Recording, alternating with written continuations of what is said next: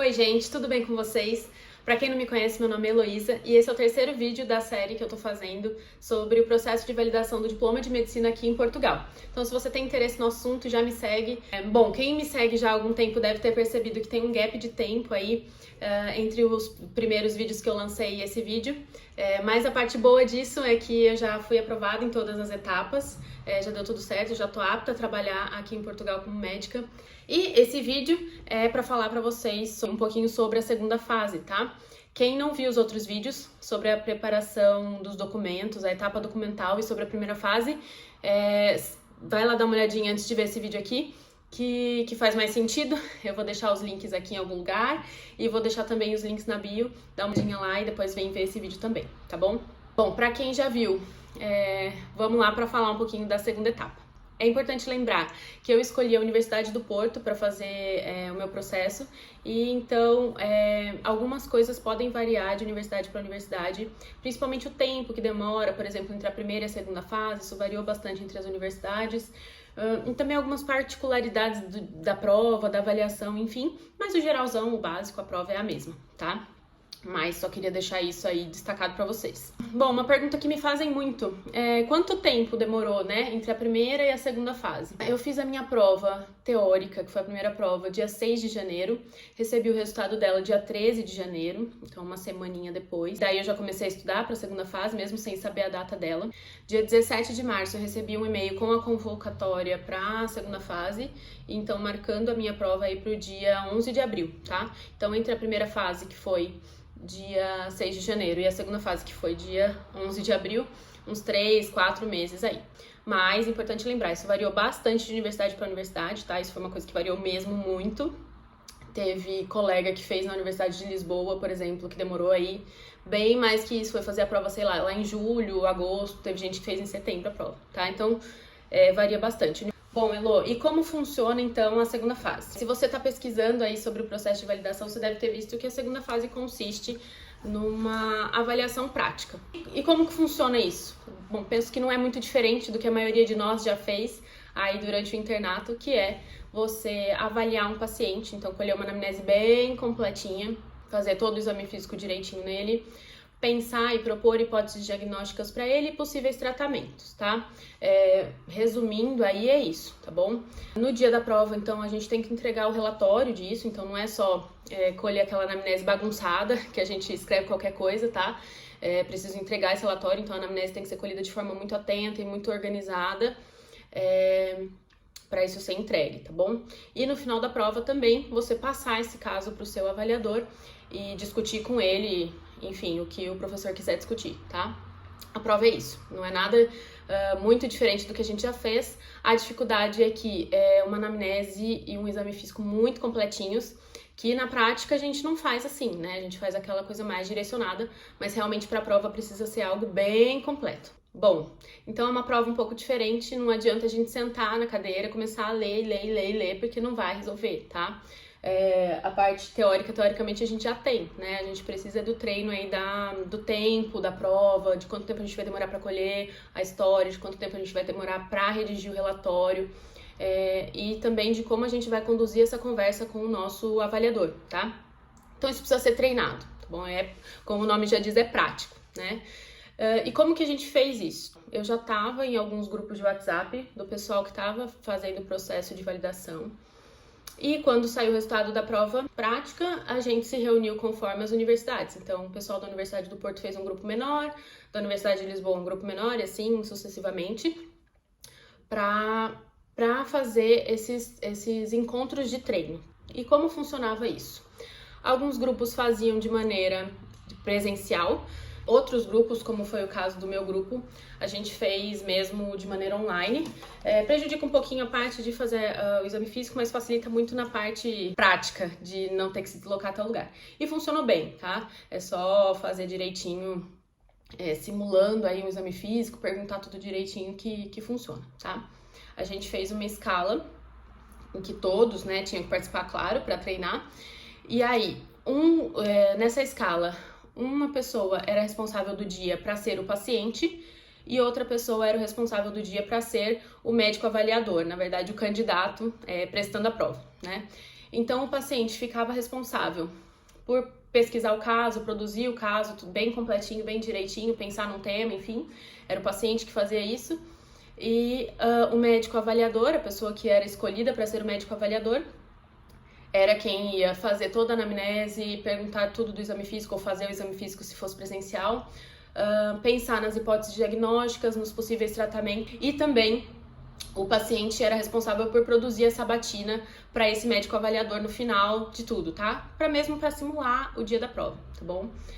Os outros que estavam assistindo a simulação também poderiam participar com perguntas e como se também fossem sabatinar o coitado do médico avaliador, tá? Mas isso foi muito bom, porque realmente a gente treinou tempo, então a gente colocou o tempo certinho para fazer cada coisa. No dia da prova a gente tem 3 horas para fazer a prova, fazer tudo, então coletar a anamnese, fazer o exame físico, redigir o relatório, discutir o caso e ser sabatinado.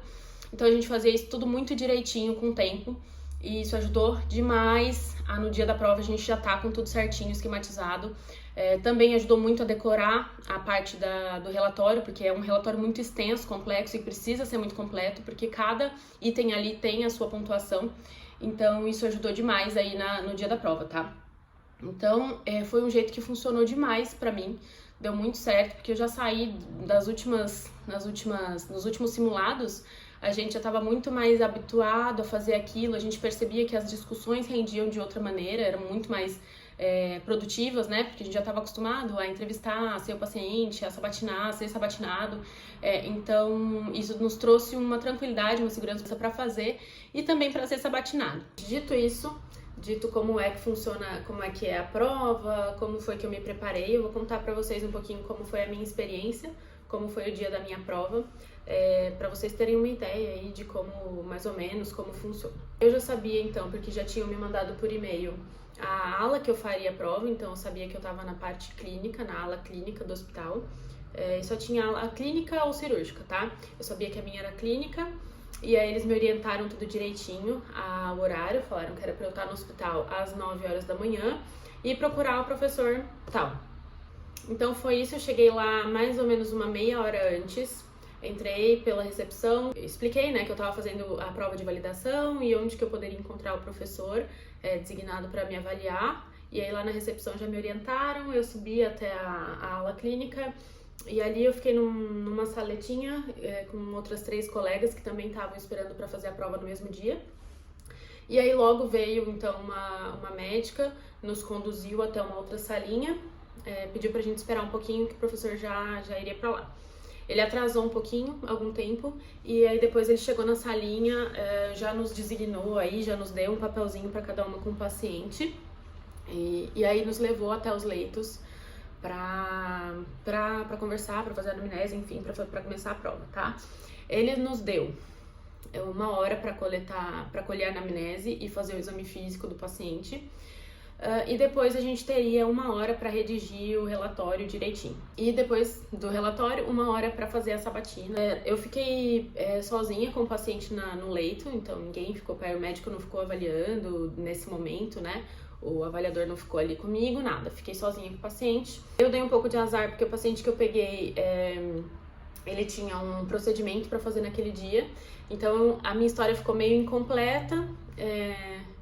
Faltou muita coisa de perguntar, justamente porque ele foi levado para fazer o exame e eu não tinha mais como continuar a anamnese. Eu consegui pegar aí o mais grosso de tudo, mas enfim, isso prejudicou um pouquinho. Mas conversei com o paciente e à beira-leito, colhi os sinais vitais, fiz o exame ali, tudo que eu consegui fazer no tempo que eu tinha. Depois eu já fui ali para a sala que ele tinha orientado pra gente fazer o relatório. Depois ele apareceu na sala e perguntou quem já estava pronto, quem já queria passar o relatório, quem já queria discutir o caso e conversar com ele.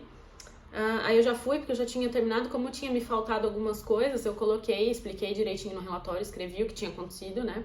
Para que isso estivesse documentado, que eu não tinha tido todo o tempo que eu poderia ter com o paciente. E aí já fui lá pra conversar com ele. Ele sentou numa mesa, era uma sala de aula, sentou na mesa do professor, me pediu para sentar na primeira carteira e me pediu para passar um resumo do caso. tá? E passei o resumo, depois ele me perguntou as hipóteses diagnósticas que eu tinha pensado, as possibilidades de tratamento. E daí, baseado nisso, ele me fez algumas perguntas, tanto sobre o paciente, sobre o que esperar, sobre algumas hipóteses diagnósticas que eu tinha dado, sobre alguns tratamentos, enfim, tá? Ele me deixou muito tranquila naquele momento, ele até fez algumas brincadeiras, enfim, pra me deixar tranquila. Ele já me falou que eu tinha sido aprovada ali no dia mesmo, alguns professores não falaram, só o pessoal só ficou sabendo depois pelo e-mail, mas ele já me avisou, disse, não, você tá aprovada, fica tranquila, não sei o quê. E aí depois, 3 dias depois, foi dia 11 de abril, dia 14, eu recebi um e-mail com a nota e falando que eu tinha sido aprovada na etapa e tal, e que aí a terceira etapa deveria ser agendada mais pra frente, tá? Então foi isso, essa foi a minha experiência, assim, de prova. É super possível de fazer. O treino me ajudou demais, porque eu já sabia, já tinha tudo muito decoradinho, muito esquematizadinho, assim, anamnese decorada, bem completa e tal. Então isso me ajudou a ganhar tempo também e a ganhar confiança aí pro dia da prova e ficar um pouco mais tranquilo, porque eu sabia mais ou menos tudo o que ia acontecer. Bom, então é isso. Eu espero que eu tenha ajudado vocês aí de alguma maneira. Se você gostou do vídeo, curte, que isso me ajuda a que o vídeo seja entregue para mais pessoas.